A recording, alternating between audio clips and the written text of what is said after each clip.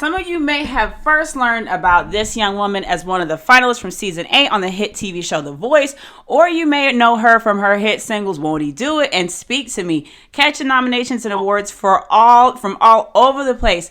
She will be one of the big parts on Our Own Easter, which airs Tuesday, March 30th, 9 p.m., hosted by BB Winans and Deborah Joy Winans. Ladies and gentlemen, give it up for the unstoppable Miss Koryn Hawthorne. It's the swag for me. All right.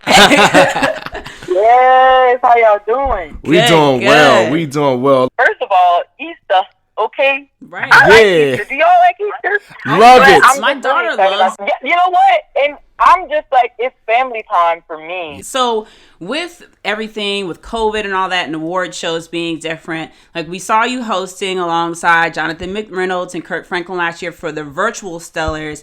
Like, how are you navigating this time when it comes to award shows? Like, do you prefer being live in front of an audience, or do you like being able to pre-record and get everything just right? Like which one are you leaning towards? How are you doing in all of that? You know what? I'm a singer.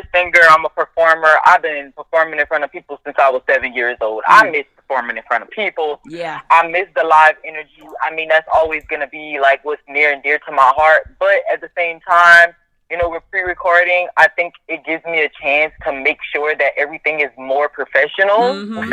As far as I get to be nitpicky and perfect. I get to take it again if it's not right. When it's live, you hit it and quit it, and if you got to get it right that one time. Exactly. But, it is what it is. With the pre-recording, so, it's bittersweet in that aspect because I'm kind of hard on myself when it comes to I want to give people good quality shows, Mm-hmm. So I think that, but I probably would still choose singing live. I miss people. So I can't wait till the world open back up. The Stellar Awards this year. And we realized that they're going to be pre-taping again this year. We're a little sad about it. But we understand that they got to do what they got to do. But they still let us in that building, okay?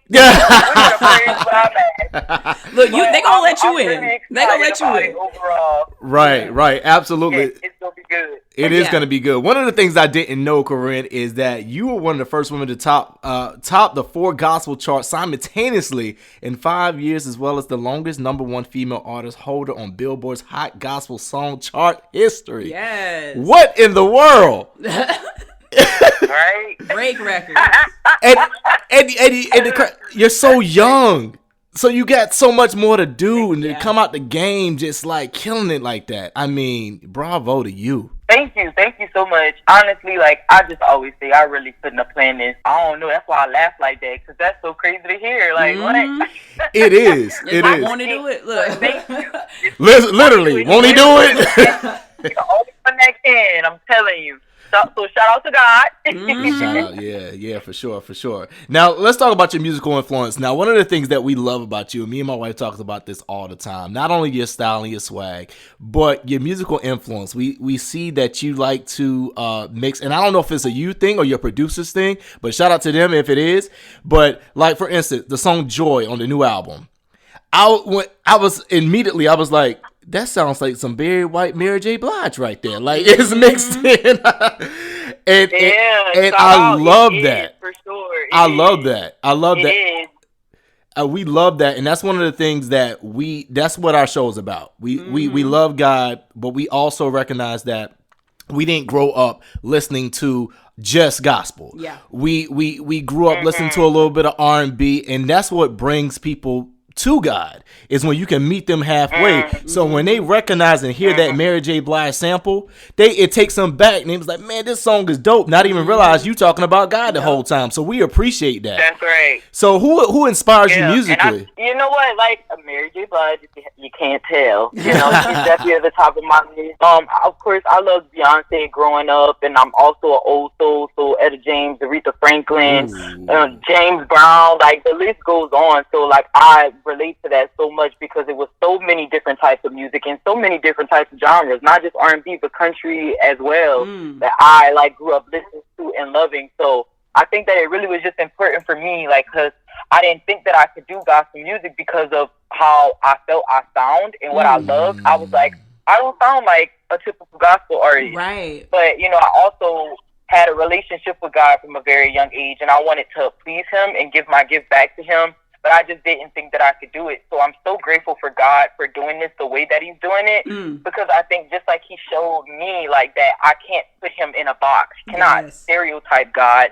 He's so much bigger than that. He created music. So it's just like I'm excited that people in my generation and even younger than my generation, that they're going to get to hear this. And if you're different, okay? Yeah. And just because you haven't seen it done that way before does not mean that God is not doing something through you.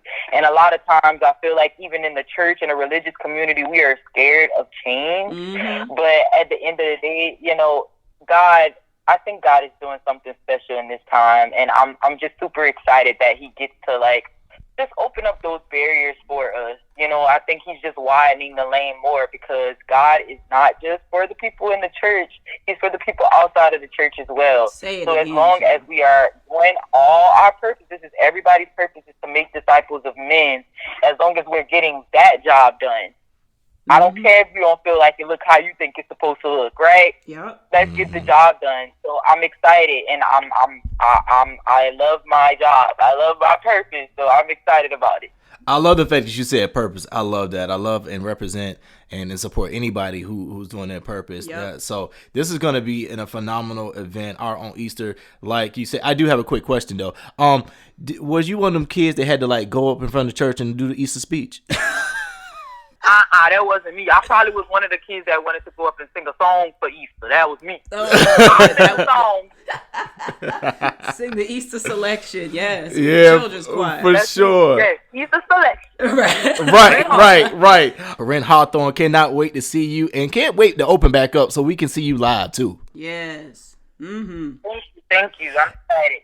And I'm gonna say something really quick. Then you and Fantasia, y'all, we need to make that happen. Okay, and speaking in the atmosphere, because that's another one. I grew up listening to Fantasia. My mama loved her. Okay, so shout out to Fantasia, and that would be a dream come true, just to meet her, because I haven't met her yet. But yes, I love that. Awesome. Well, we appreciate you, and thank you for your time. Thank you so much. Thank you. Hey, y'all, it's your girl, Koryn Hawthorne, and you are listening to Believers with Balance with Nico and Janice.